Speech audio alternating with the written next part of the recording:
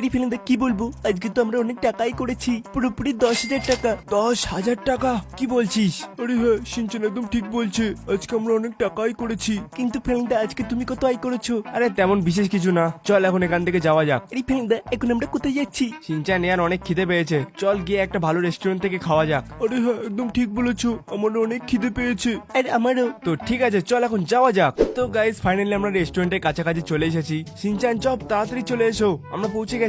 আচ্ছা ঠিক আছে। কিন্তু 1 মিনিট গাইস, হো ভাই সাব, রেসিং কার আর এ কি, এখানে তো একটা মার্সিডিজ দাঁড়িয়ে আছে। এই গাড়িগুলো তো খুবই দামি গাড়ি। আরে হবে না কেন ফেলেন্দা, এখানে অনেক বড় বড় লোক আসি। হ্যাঁ তুই ঠিকই বলেছিস।